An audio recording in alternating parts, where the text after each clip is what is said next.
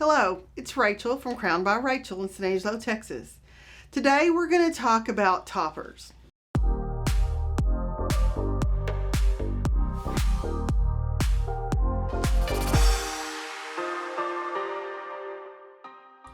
Right now there are a lot of ads out on Facebook and in several social media markets that you just get this topper and you just put it on the head and then it blends down and you have this perfect head of hair. That's not a fact. It's not a fact at all. The truth is you need to remember when they're making commercials, they have someone shooting that commercial just like I have someone shooting mine. So it is fixed and prepared or pre-work before they put that model in front of you and put that topper on her. They already know the color, how it's going to fit, and so on and so forth. Today I'm going to show you some things that you need to know about before purchasing your topper. There are several different types of toppers. There's everything from, I call this the Band-Aid. This is just a simple little topper with two clips, has a little bit of hair to come to the front and a little bit of hair to come to the back, or it has a little bit to go from one side to the other. Some people don't need a full topper. They may just have a really thin part line and they want to just blend in that part line. This is exactly what you would put on a part line. This is also a topper that has a mono top, so it actually looks like skin. Very nice, very much used for just a part. If your hair's fine everywhere else, let's just blend in that part. The next topper I'm going to talk to you about is called the T. This is a really neat topper. And it works really well for anybody that is receding in the front. If you're receding around the front of your hairline and maybe just like right in this front area, you don't need a topper back here. You don't need one here. You just need this, and this is what made to blend in with that. It's got a lace front, so if you have no hair in the front, no problem. It's gonna look like it's growing right out of your scalp. And then this is the T that snaps in right here in the two corners. And then we have a little bit to go towards the back.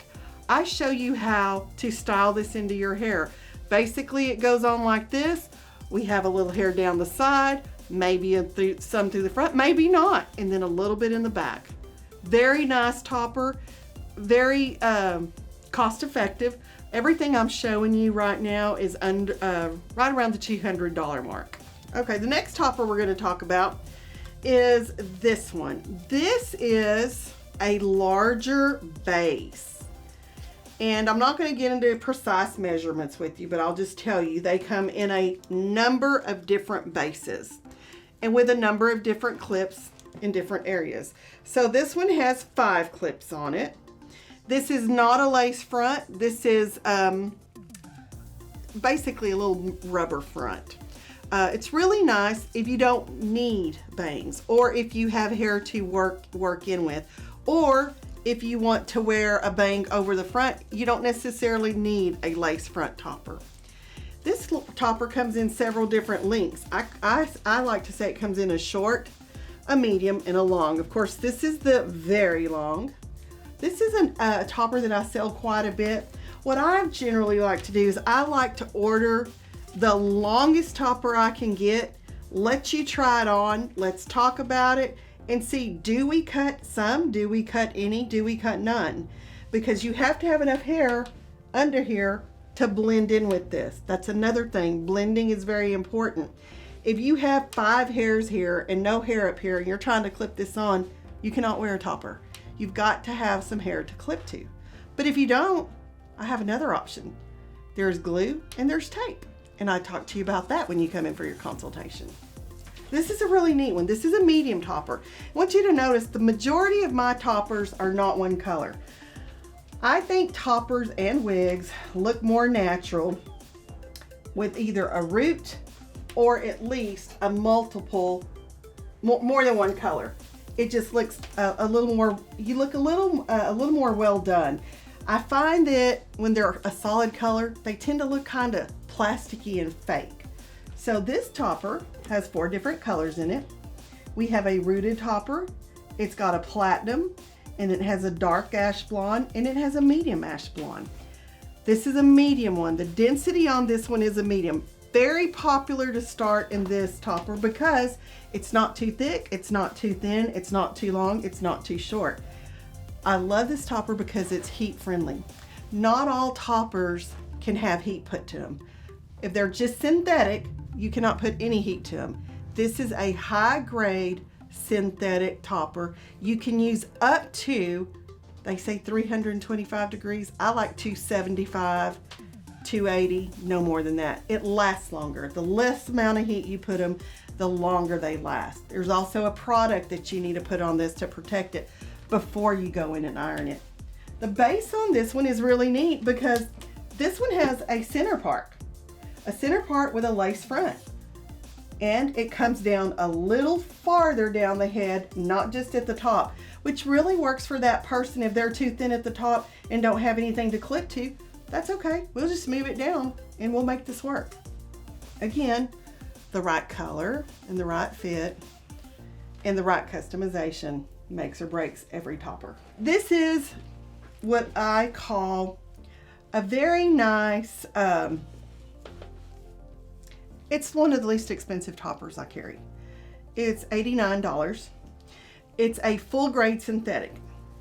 So if you'll look, there's no mono top, there's no lace front. It's just a nice little patch that's gonna lay on the top of the head, and it's going to cover basically just this area here. Real ideal for maybe a more mature woman that doesn't want a full head of long golden locks. I love that it comes in so many colors. All these toppers come, I have toppers for everything from someone to 100 to someone to one, not one, maybe 15. So they come in an array of different colors, an array of different styles.